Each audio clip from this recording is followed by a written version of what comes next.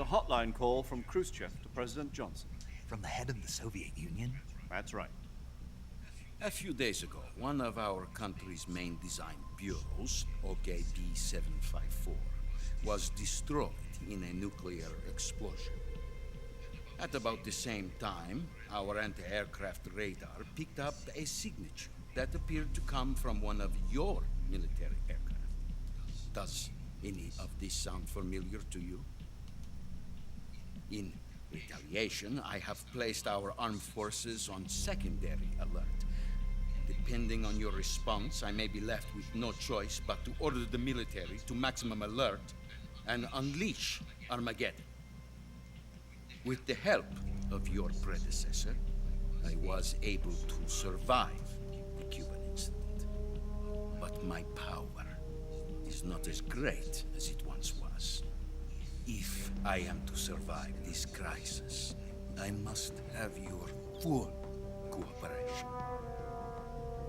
I should have contacted you myself. Did you know that one of our soldiers defected to your country a week ago? No. So you haven't heard that. The man who arranged the defection was a GRU colonel by the name of Yevgeny Borosovich Volgin. Volgin, of the Brezhnev faction.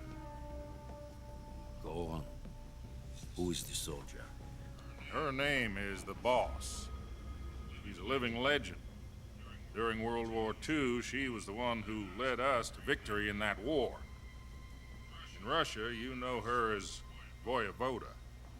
You mean the Boss? The mother of your special forces? Yes, that's the one. And she took 2 miniature nuclear shells along with her. The Boss took 2 miniature nuclear shells.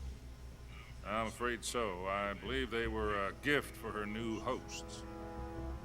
The Davy Crockett Atomic Battle Group delivery system was completed 2 years ago. Serious problems were found with the launcher's range and precision. Although they were mass-produced, they've never been deployed in battle. But Sokolov's research facility was completely wiped out. The whole area is polluted. I can only offer you my deepest condolences over this terrible tragedy. So, the Boss, with Colonel Volgin's help, stole 2 experimental nuclear shells and took them with her as a gift when she defected.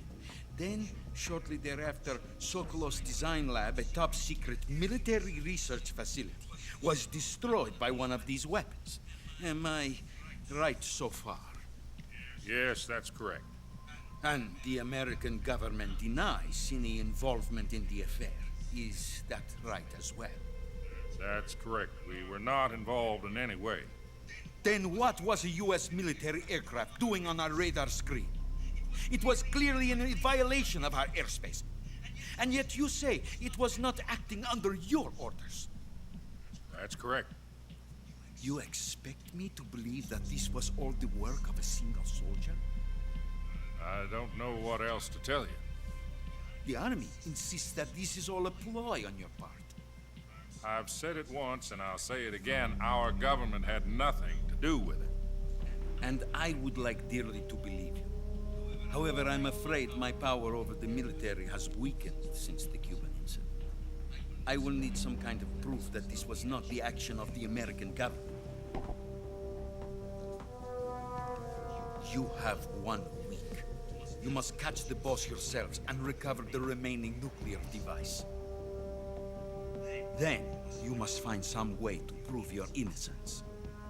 Prove our innocence. Yes, preferably something painful. Prove to me that this is not merely another one of your tricks. The Boss should be close to Colonel Volgin. How about a little co-action? I would not expect too much if I were you. The political situation here is unstable. And Colonel Volgin is a member of the Brezhnev faction, which seeks to topple my government. 1 week. You have only 1 week. And if it is not too much to ask, do something about Volgin as well. What is that supposed to mean? Nothing. It means nothing. Call it a modest gentleman's agreement to ensure our continued What if we can't prove our innocence? Then I will be unable to restrain the military. I will be ousted, and they will seek their revenge. A nuclear attack on the United States? I leave the disposal of this situation entirely to your discretion, Mr. President. Disposal.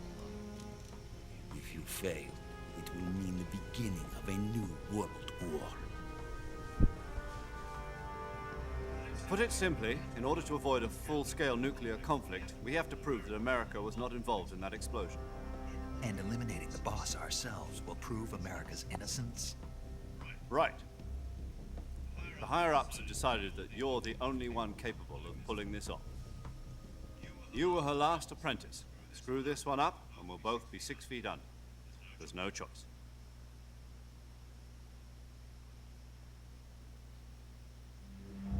Are the Russians going to be helping us? The KGB has promised to lend us one of their communications satellites so that you and I can talk to each other. That's it? They've also put us in touch with a couple of insiders. Insiders? There was a defection in September 1960. You remember it? You mean the 2 NSA codebreakers who went over to the Soviet Union? Precisely. Since then, they've apparently been training with the KGB for exactly this kind of situation. Their code names are Adam and Eva. I've been told that Adam has infiltrated Volgin's ranks. We've also arranged for him to provide you with an escape route. You'll need to rendezvous with him when you get there.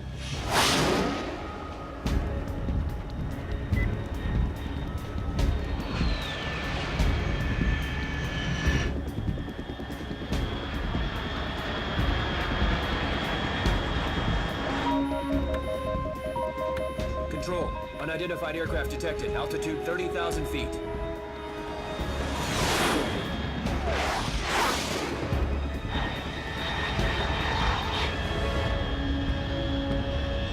It's fast.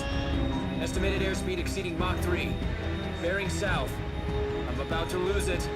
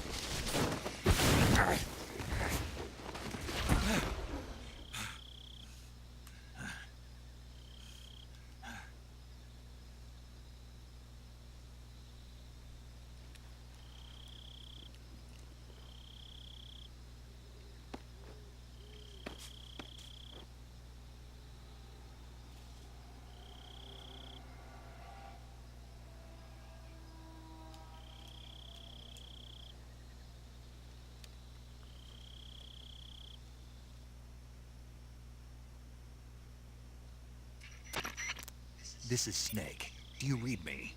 Loud and clear. Glad to see you landed safely. I got blown pretty far off target. Snake, let's go over your mission objectives one more time. Rescue Sokolov. Find out what's happened to the Shagohod, then destroy it. And finally, eliminate the boss. Eliminate the boss. This mission will be codenamed Operation Snake Eater. Because I'll be taking on the boss in our Cobra unit, right? Don't forget about Colonel Volgin. I'm not a hired killer. I know, but that was the Kremlin's demand. Demand?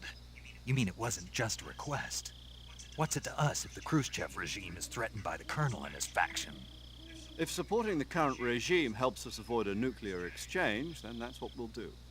And what are the CIA's demands? Our priorities are the rescue of Sokolov and the destruction of the Shagohod.